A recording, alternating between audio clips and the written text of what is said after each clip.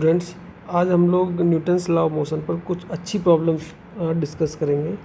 आपको क्या करना है, आपको ये वीडियो लास्ट तक देखना है और इस बात का पूरा गारंटी है कि उस लेवल की प्रॉब्लम्स आपका कोई भी मिस नहीं होगा। आप पूरा कॉन्सेप्ट क्लियर हो जाएगा अगर आप लास्ट तक वीडियो देखते हैं। ठीक है, तो सबसे पहले प्रॉब्लम लेते हैं। इसमें क्या है, मेरे पास दो ब्लॉक्स हैं, block A and block B. दो ब्लॉक्स हैं, block 1 block A and block B. Okay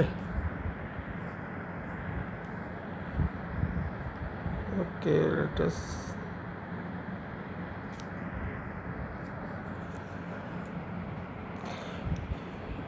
ये ब्लॉक ए मैंने मान लिया, ये ब्लॉक ए है और ये ब्लॉक बी है। इसको मैंने ग्राउंड मैंने फ्रीली सारे सिस्टम को रिलीज़ कर दिया, कहीं पर भी कोई फ्रैक्शन नहीं है। अब मुझे निकालना क्या है, acceleration of both blocks A और बी दोनों का एक्सीलरेशन निकालना है, टेंशन निकालनी है और normal reaction between A and B. मैंने पूरे सिस्टम को फ्रीली रिलीज़ कर दिया है और यहाँ पर कहीं पे भी फ्रैक्शन नहीं है। ठीक है, तो सबसे पहले हम लोग इसको क्या करते हैं, ग्राउंड फ्रेम में सॉल्व करेंगे।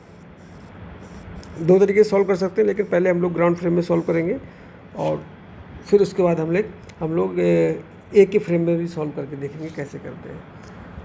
ठीक है, इसमें क्या होगा, पहले एनालाइज करते हैं कि अगर मान लो ये ए ब्लॉक एक्स डिस्टेंस आगे बढ़ा तो क्या होगा। अगर ए ब्लॉक एक्स डिस्टेंस आगे बढ़ा है तो यहाँ से ये वाला पुली भी एक्स डिस्टेंस आगे बढ़ जाएगा। ये पुली जब एक्स डिस्टेंस आगे बढ़ जाएगा, नेक्स्ट उसमें डायग्राम दिखा देता हूँ मैं। अगर ये एक्स डिस्टेंस आगे बढ़ गया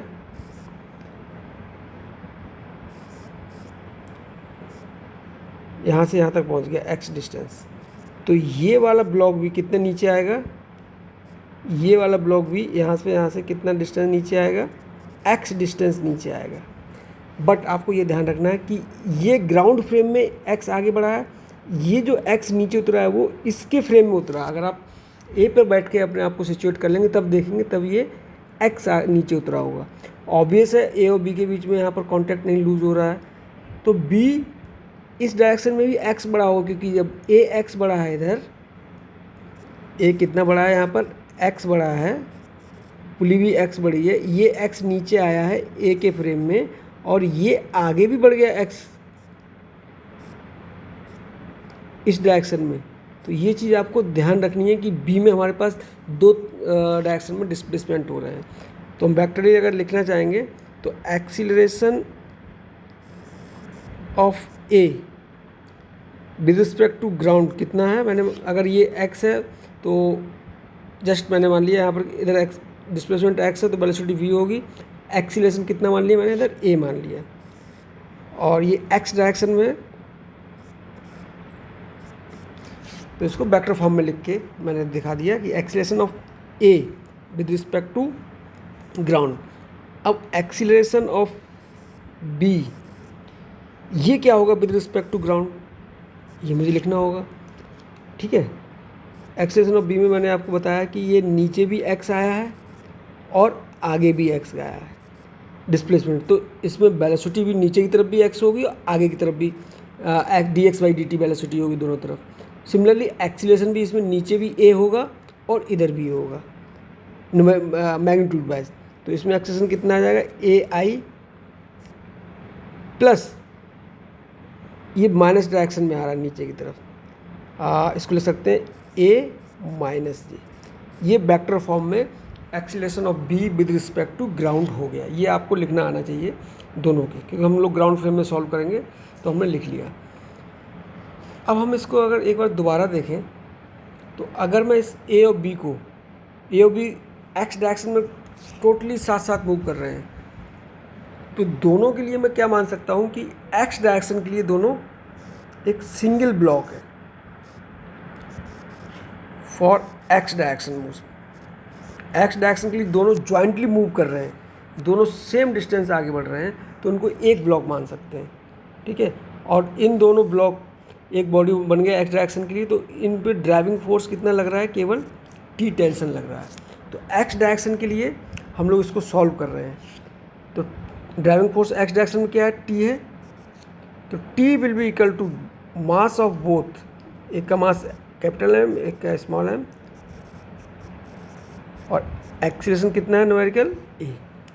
यहाँ पर हम लोग वेक्टर नहीं लिख रहे हैं, जस्ट वन डायमेंशन की बात हो रही है, बट मैंने यहाँ पर लिख दिया ताकि आपको अंडरस्टैंड रहना चाहिए कि भाई ये acceleration of B with respect to ground है। ये एक्स कंपोनेंट हो गया और ये वाई कंपोनेंट हो गया। ओके, तो ये एक्स डायरेक्शन में पूरा कंबाइंड मास हो गया क्योंकि दोनों एक ही साथ मूव कर रहे हैं। But for y direction, y direction में क्या हो रहा है, केवल स्मॉल एम मूव कर रहा है, और वाई डायरेक्शन में स्मॉल एम का मेरे को फ्री बॉडी डायग्राम बनाना पड़ेगा। इस पर टी इधर लग रहा होगा और स्मॉल एम जी इधर लग रहा होगा। बाकी इस डायरेक्शन में इस पर नॉर्मल एक्शन लग रहा होगा, वो हमें कंसिडर नहीं करना है क्योंकि हम लोग ऑलरेडी एक्स डायरेक्शन में मोशन को कंसिडर कर चुके हैं। इसके अलावा इसमें कुछ नहीं होगा। ये हम लोग वाई डायरेक्शन की मोशन कंसिडर कर रहे हैं, और वाई डायरेक्शन में कैपिटल एम का कोई भी मूवमेंट नहीं है। ओके, फिर से अंडरस्टैंड करते हैं। तो वाई डायरेक्शन में नीचे कितनी एक्सीलरेशन से जा रहा है, जैसा कि हमने देख लिया ए एक्सीलरेशन से जा रहा है, तो नीचे की तरफ ही जा रहा है। तो नीचे का फोर्स जो आपने माना उसी हिसाब से सॉल्व करना है, ऐसा नहीं कि टी माइनस एम जी कर देंगे। यहाँ पर m g minus T will be equal to m into a. Equation number 1, equation number 2। Okay, ground frame में दोनों की इक्वेशन, दो इक्वेशन मेरे पास आ गई और दो ही अननोन है, टी एंड ए। अब मैं टी की वैल्यू यहाँ टी एलिमिनेट कर लेता हूँ या फिर मैं डिवाइड कर लेता हूँ, जैसा भी करना है। आपके पास ए और टी दोनों की वैल्यू आ सकती हैं। मैं first divide by second equation कर लेता हूँ।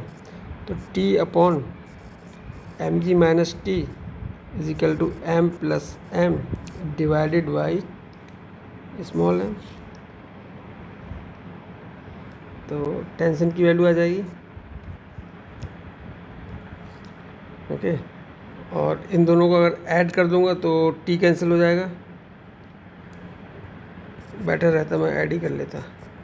ठीक है, ऐड कर लेते हैं क्योंकि एक ही मुझे ज़्यादा रिक्वायरमेंट है। तो इससे टी कैंसिल हो जाएगा, तो क्या बचेगा, एम जी।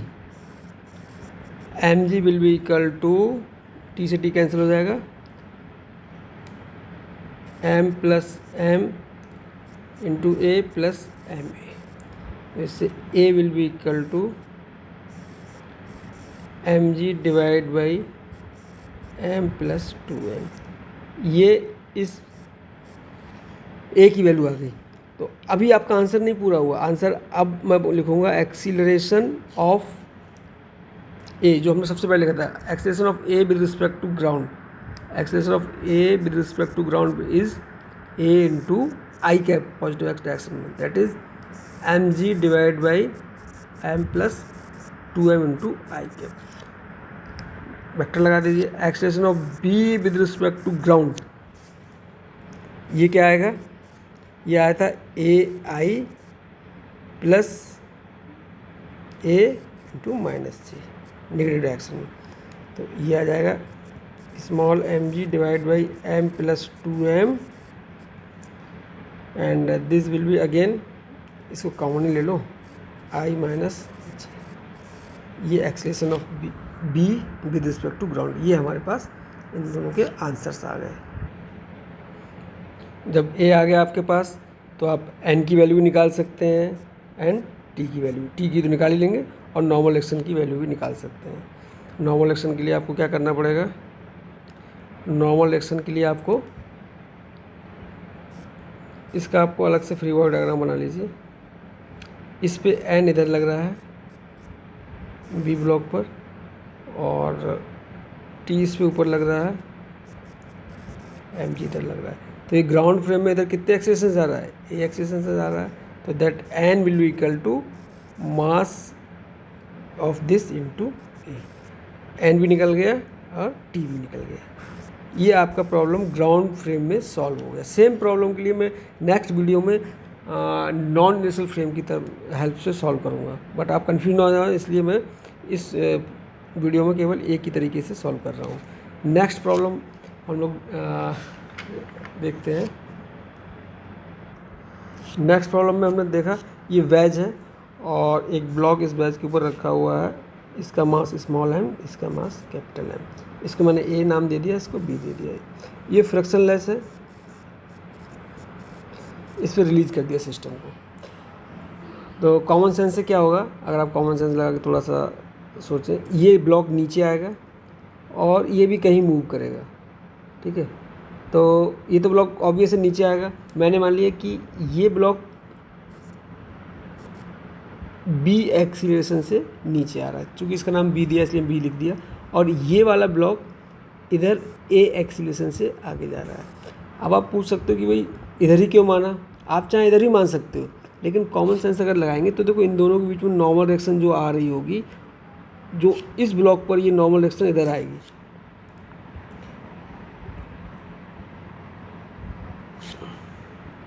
इस ब्लॉक पर जो नॉर्मल डायरेक्शन इधर आएगी, इसका जो कंपोनेंट आएगा एक इधर आएगा, उसके कारण ये वाला ब्लॉक किधर मूव करेगा, इसी डायरेक्शन में मूव करेगा। तो ये कॉमन सेंस लगा के हमने थोड़ा सा आइडिया लगा दिया। अदरवाइज आप कहीं भी मान लेंगे उससे कोई फ़र्क नहीं पड़ेगा, माइनस में या प्लस में आपका आंसर आके उसको बैलेंस कर देगा। हाँ, जैसे पहले प्रॉब्लम किया था उसकी तरह से यहाँ पर कोई भी कंस्टेंट रिलेशन नहीं है कि भाई ये ए आगे बढ़ रहा तो ये ए ही इसके ऊपर नीचे उतरेगा, ऐसा कोई रिलेशन नहीं है, ठीक है। तो सबसे पहले हम लोग क्या करते हैं कि एक्स डायरेक्शन में न्यूटन्स लॉ ऑफ मोशन लगा के देखते हैं, F = m, ठीक है। उससे पहले मुझे क्या होना चाहिए, दोनों के एक्सीलरेशन एक्स डायरेक्शन में हमारे लिए पता होना चाहिए। अब एक्स डायरेक्शन में ऐसा तो नहीं कि ये इसके साथ मूव कर रहा है, जैसे पहले ये एक्स डिस्टेंस मूव करेगा तो ये भी इधर एक्स करेगा, ऐसा कुछ नहीं है इस केस में। तो इस केस में दोनों अलग अलग ही मूव करेंगे एक्स डायरेक्शन में। तो एक्स डायरेक्शन के लिए मैं देखता हूँ कि अगर मैं इन दोनों के लिए एक सिस्टम मानता हूँ, इन दोनों के लिए अगर मैं एक सिस्टम मानता हूँ तो क्या निकल के आएगा, इसका एक्स डायरेक्शन में कितना एक्सीलरेशन है ए है, और इसका एक्स डायरेक्शन में कितना एक्सीलरेशन निकल के आएगा, इसका एक्स डायरेक्शन में कितना आएगा विद रिस्पेक्ट टू ग्राउंड। तो acceleration of A with respect to ground = a × i cap. अब एक्सीलरेशन ऑफ बी में आप देखेंगे, एक्सीलरेशन ऑफ बी, ये तो उस पर बी से नीचे आ रहा है, लेकिन ये जिस ब्लॉक पर नीचे आ रहा है वो इधर ए एक्सीलरेशन से जा रहा है। तो जस्ट मैं इसको एक्सप्लेन एक बार दोबारा करता हूँ। थीटा एंगल है, ये बी एक्सीलरेशन से नीचे आ रहा है, ओके। ये एंगल भी क्या होगा, थीटा होगा। तो बी का ये वाला कंपोनेंट कितना हो जाएगा, cos theta, b cos theta, और इधर वाला कंपोनेंट बी साइन थीटा। तो हमारे लिए अभी कंसर्न किससे, केवल एक्स डायरेक्शन में। तो एक्स डायरेक्शन में इसका एक्सीलरेशन कितना आ रहा है, बी कॉस थीटा, बट जिस पर ये बैठा है इस पर जो स्लाइड कर रहा है इसका खुद से ही एक्स डायरेक्शन में कितना है, ई एक्सीलरेशन, वो ए इधर जा रहा है और वो उस पर इधर आ रहा है। तो net acceleration of B in the ground frame in x direction कितना होगा, बी का एक्स डायरेक्शन में कितना होगा बोलो, A minus B cos theta × i cap. ये हो गया acceleration of B with respect to ground, ये हो गया एक्स कंपोनेंट। बाई कंपोनेंट बारे में बात नहीं करी अभी, बाई कंपोनेंट भी इसमें बी साइन थीटा रहेगा, और टोटल लिखेंगे तो मैं ऐसा लिख सकता हूँ, ये हो जाएगा, ये हो गया आई कंपोनेंट, और ये नीचे की तरफ बी साइन थीटा है तो माइनस बी साइन थीटा जे कैप, क्योंकि ए का इधर कोई कंपोनेंट आएगा नहीं। दोबारा समझ लेते हैं, अगर मान लो एक ये ब्लॉक इधर ए एक्सीलरेशन से जा रहा है और ये वाला इधर इस पर बी एक्सीलरेशन से जा रहा है, तो इसका नेट ग्राउंड फ्रेम में कितना एक्सीलरेशन होगा एक्स डायरेक्शन में प्लस में इस डायरेक्शन, तो ए माइनस बी आएगा ना, क्योंकि ये जिस पे जा रहा वो खुद से ए पे जा रहा है और इधर बी से जा रहा है। अगर दोनों एक साइड में जो हो रहे थे मूव तो ए प्लस बी आ जाता है। तो सेम कॉन्सेप्ट लगा दिया, ये वाला ब्लॉक आ रहा है नीचे तो उसका ये कंपोनेंट बी कॉस थीटा, अगर ये स्टेशनरी होता बैच तो ये बी कॉस थीटा से आ रहा होता, बट ये स्टेशनरी नहीं है, ये खुद से बैच इधर ए एक्सीलरेशन से मूव कर रहा है। तो net acceleration of B in A की direction in x direction will be A minus B cos theta. Okay, तो अब एक्स डायरेक्शन में मैं लॉज ऑफ मोशन लगा देता हूँ। In x direction net force X direction में 0, एक्सटर्नल फोर्स कोई एक्सटर्नल फोर्स नहीं है एक्स डायरेक्शन में। आप देख लीजिए इन दोनों के बीच में फोर्स लग रहा है, और ये जो नॉर्मल एक्शन लग रही होगी ये ऊपर लग रही होगी, तो that is not in x direction, इसका कोई भी कंपोनेंट एक्स डायरेक्शन नहीं है। तो net force in x direction is equal to 0, that will be equal to mass into acceleration.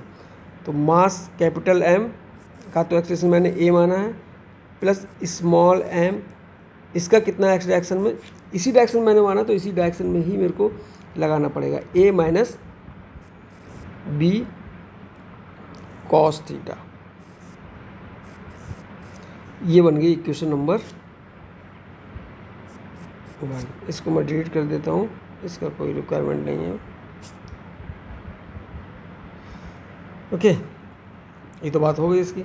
अब इसमें अननोन मेरे पास 2 हैं अभी, और इक्वेशन 1 है। दूसरी इक्वेशन अब मैं लेके आऊँगा इसके इक्वेशन से, ये दूसरी मोशन से। दूसरा मोशन क्या हो रहा है भाई, ये जो स्मॉलर ब्लॉक है ये तो बी से नीचे आ रहा था, और ये वेज ए एक्सेलेरेशन से इधर जा रहा था। तो अगर मैं इस डायरेक्शन में इसकी मोशन लूँ, इस डायरेक्शन में बी की, ग्राउंड फ्रेम में इसका एक्सेलेरेशन कितना रहेगा इधर, बी तो नहीं रहेगा, बी तो इसके ऊपर आ रहा है इस डायरेक्शन में, अलोंग, यहाँ पर बाई डायरेक्शन नहीं ले रहा हूँ, अलोंग इंक्लाइन प्लेन, ये बी से नीचे आ रहा है। बट जिस सरफेस पे रखा हुआ है वो सरफेस का अगर मैं 2 कंपोनेंट करूँगा, एक along the this incline plane, ये आ जाएगा ए कॉस थीटा, और एक इसके परपेंडिकुलर ए साइन थीटा। तो ये नेट ग्राउंड फ्रेम में नीचे किस एक्सेलेरेशन से आ रहा होगा, बी माइनस ए कॉस थीटा, क्योंकि जिस पर आ रहा है वो सरफेस खुद से ए कॉस थीटा से ऊपर जा रही होगी। तो ये इसके ग्राउंड फ्रेम में नीचे की तरफ नेट एक्सेलेरेशन हो जाएगा along incline plane, net acceleration of B in ground frame कितना हो जाएगा बोलो, बी माइनस ए कॉस थीटा। बस प्रॉब्लम आपका सॉल्व हो गया, बी माइनस ए कॉस थीटा आ गया। अब इसका फ्री बॉडी डायग्राम देखो क्या क्या लगेगा, इस पे लग रहा होगा small m into g, this will be small m in, और इस पे क्या लग रहा होगा, नॉर्मल डायरेक्शन एन। अब आप एक चीज़ देखिए, हम अलोंग इंक्लाइंड प्लेन ले रहे हैं, अलोंग इंक्लाइंड प्लेन हम जब ले रहे हैं मोशन के लिए, तो इसमें एन का तो कोई कंपोनेंट आएगा नहीं, एन का कोई कंपोनेंट नहीं आएगा, केवल एम जी का कंपोनेंट आएगा। एम जी का ये वाला कितना हो जाएगा, ये थीटा है, ये 90 माइनस थीटा, तो this angle will be theta, this angle will be theta, ये 90 माइनस थीटा, तो ये थीटा हो जाएगा। तो एम जी कॉस थीटा इधर आ जाएगा, और एम जी साइन थीटा इधर आ जाएगा।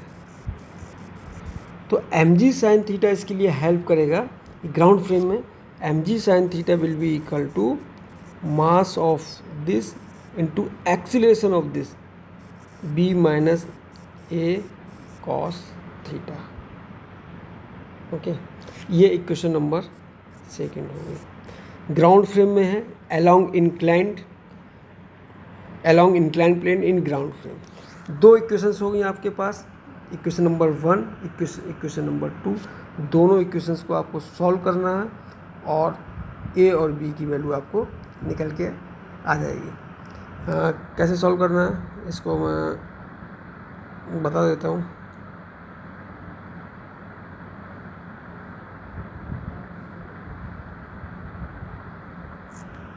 इस इक्वेशन से आप बी की वैल्यू निकाल लीजिए, और बी की यहाँ से निकाल लीजिए, दोनों को इक्वेट कर देंगे तो इजीली आ जाएगा। या ए की वैल्यू निकाल सकते हैं, यहाँ से देखेंगे अगर एम से एम कैंसिल आउट हो गया तो आ जाएगा B minus A cos theta is equal to g sine theta. तो B will be equal to A cos theta plus g sine theta. यहाँ से बी की वैल्यू निकाल सकते हैं हम लोग, from here m into a minus b cos theta will be equal to minus m into a. तो a minus b cos theta will be equal to minus m upon m into a. तो b cos theta will be equal to a plus capital M upon small m into a. b will be equal to 1 upon cos theta और a इधर common आ जाएगा m plus m. ये b आ गया, एक b यहाँ से आ गया, दोनों b को हम इक्वेट कर देते हैं. a cos theta plus g sine theta is equal to a upon cos theta into m plus m upon m. Okay, तो यहाँ से एक को हम लोग सॉल्व कर लेते हैं. g साइन थीटा और this will B a m plus m upon m cos theta minus cos theta. तो यहाँ से हम लोग a की वैल्यू निकाल लेंगे. जब a निकल के आ जाएगा तो हमारा b भी निकल के आ जाएगा. और जब a और b निकल के आ गया तो हम लोग ग्राउंड फ्रेम में जब एक्सेशन निकलने की बारी आएगी तो acceleration of a with respect to ground will be ai, acceleration of b with respect to ground. यही आंसर में आपको लिखना है, यानी b निकाल के लिख दिया क्योंकि b तो इसके फ्रेम में एक्सलेशन है. तो that will be equal to a minus B cos theta x direction में और बाई डायरेक्शन में कितना माइनस b साइन थीटा. एक प्रॉब्लम और हम लोग नेक्स्ट सॉल्व करते हैं. ये प्रॉब्लम ऊपर वाली प्रॉब्लम का इस एक पार्ट समझ लीजिए, इसमें थोड़ा इजी हो गया. इसमें क्या है, अगर आप देखेंगे कि जितना ये आगे जाएगा उतनी लेंथ यहाँ से फ्री होगी और उतना ही ये नीचे की तरफ मूव करेगा. ये बात आपको समझ लेना है, ठीक है. जितना आगे जाएगा तो मतलब क्या हुआ कि अगर मैं मानूँ कि इसका एक्सीलरेशन जब डिस्टेंस सब बराबर होगी तो वेलोसिटी बराबर होगी तो एक्सीलरेशन भी इस बराबर होगा. बट ये ध्यान रखना कि ये इसके फ्रेम में रहेगा. अगर ये बी ब्लॉक है तो ये एंगल तो थीटा है. तो आप देखिए कि अगर इसका एक्सीलरेशन ए है तो इसका भी एक्सीलरेशन इसके फ्रेम में, ये ध्यान रखना बी के फ्रेम में ए का एक्सीलरेशन कितना आएगा ए, बट डायरेक्शन उसकी कौन सी होगी ये होगी. वहाँ पर ये ऊपर अलग अलग आ रहा था, फ्रीली मूव कर रहे थे, बट यहाँ पर एक कंस्टेंट आ गई स्ट्रिंग के कारण, दैट्स वाई इन दोनों के एक्सीलरेशन सेम रहेंगे. फिर से लगाते हैं हम लोग एक्स डायरेक्शन में लगाते हैं laws of motion x direction. इसके लिए हमारे लिए ग्राउंड फ्रेम में एक्स के अलॉन्ग ही एक्सेशन लिखना पड़ेगा. तो बी का तो कितना ए है, बट इसका ये कितना आएगा कंपोनेंट, ये आ जाएगा ए कॉस थीटा. थीटा एंगल है, थीटा आ जाएगा अपोजिट एंगल, और खुद इस पे जा रहा है ए पर, तो ये ग्राउंड फ्रेम में इसका कितना आ जाएगा acceleration of B in ground frame. X component में लिख रहा हूँ, कितना आ जाएगा बोलो, A minus A cos theta into I cap. ए ये खुद से ए एक्सेलेरेशन से जा रहा है, फिर से मैं बता देता हूँ जैसे पहले बताया था. अगर ये पॉइंट खुद से ए एक्सेलेरेशन से इधर जा रहा है और इसके ऊपर कोई दूसरा पॉइंट है जिसका एक्सेलेरेशन इधर कितना है ए कॉस थीटा, तो ग्राउंड फ्रेम में इसका कितना रहेगा. अगर ये स्टेशनरी होता तो ए कॉस थीटा कर देते minus A cos theta, but ये खुद से इधर जा रहा है तो A minus A cos theta will be it's acceleration in the ground frame. Okay, तो ये आ गया इसका acceleration of B in the ground frame with respect to ground frame in x direction. और एक्सीलरेशन ऑफ इसको A मानते हैं. ये हो गया मेरे पास ए ब्लॉक, ये B block.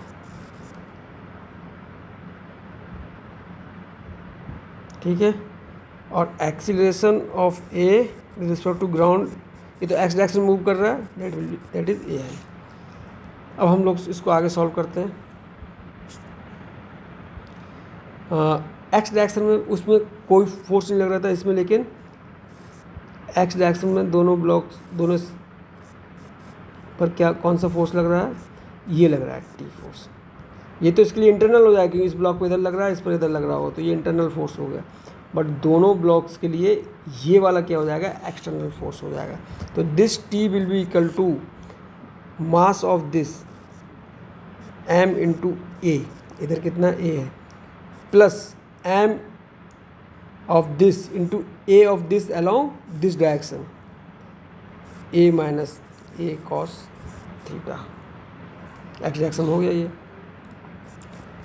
T is equal to, यहाँ पर एक नया वेरिएबल टी आ गया, बट ए और वहाँ पर बी था वो मिलके एक ही बन गया यहाँ पर।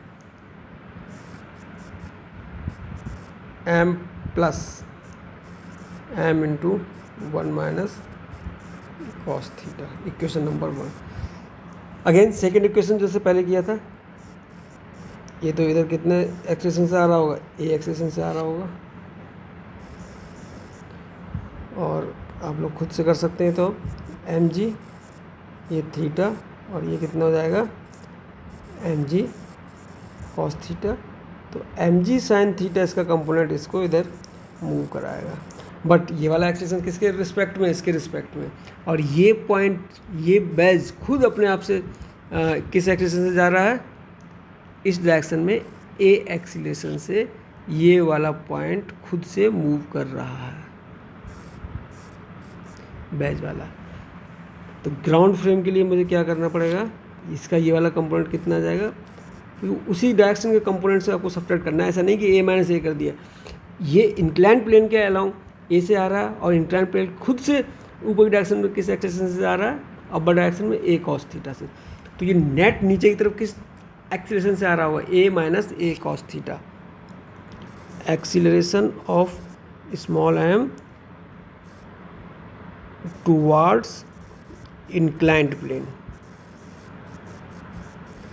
इन ग्राउंड फ्रेम। ग्राउंड फ्रेम में सॉल्व कर रहा हूँ, ये ध्यान रखना आपके लिए। ओके, इसके बाद मैं ये तीनों प्रॉब्लम के लिए नॉन इनिशियल फ्रेम में भी सॉल्व करके दिखाऊंगा।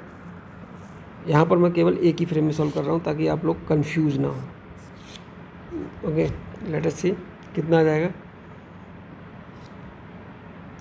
जो ड्राइविंग फोर्स होगा that will be m g sine theta, और नॉर्मल डायरेक्शन में इसका एम जी कॉस थीटा आएगा और इधर नॉर्मल आएगा। इधर कोई मोशन नहीं हो रहा है तो यहाँ पर हम लोग नहीं लगाएंगे, क्योंकि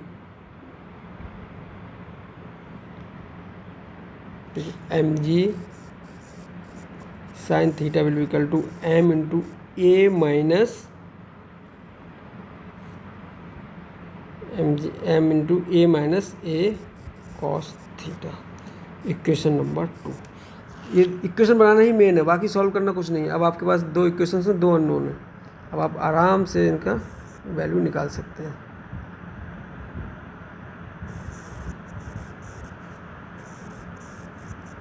वन माइनस कॉस थीटा, इसको सेकेंड लिख लो।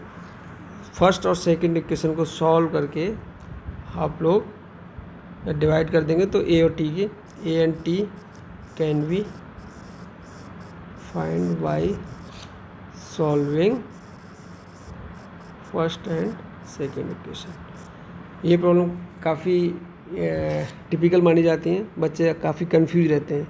अगर आप एक बार दोबारा से इसको समझ लेंगे, पूरा वीडियो दोबारा से देखेंगे, एक बार देखेंगे, आपको 100% पूरी तरह से समझ में आ जाएगा। Okay, thanks for watching. Next video में यही प्रॉब्लम हम दूसरी टेक्निक से सॉल्व करेंगे, तो आप वो वीडियो भी ज़रूर देखें।